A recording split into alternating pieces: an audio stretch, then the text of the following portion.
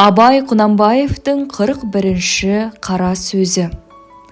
Қазаққа ақыл берем деп, түзеймін деп, қам жеген адамға екі нәрсе керек.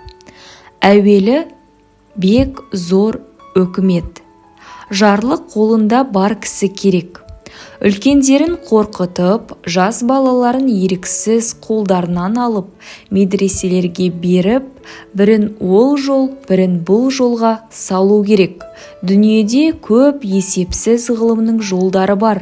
Әрбір жолда үйретушілерге беріп, сен бұл жолды үйрен, сен ол жолды үйрен деп жолға салып, мұндағы халыққа шығынын төлетіп жіберсе, хәтта қыздарды да ең болмаса мұсылман ғылымына жіберсе, жақсы дін танырлық қылып үйретсе, сонда сол жастар жетіп, бұл аталары қартайып, сөзден қалғанда түзелсе болар еді.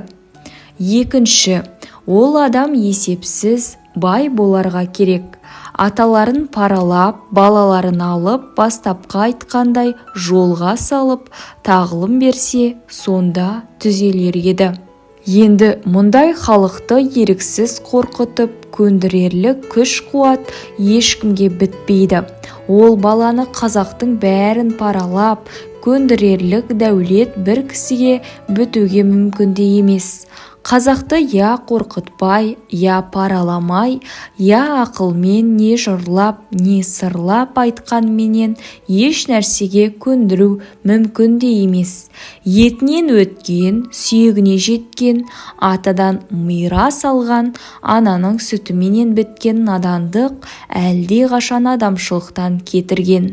Өздерінің ырбаңы бар ма, пыш-пышы бар ма, гуілдегі бар ма, дүрілдегі бар ма, сонысынан дүниеде ешбір қызықты нәрсе бар деп ойламайды. Ойласа да бұрыла алмайды.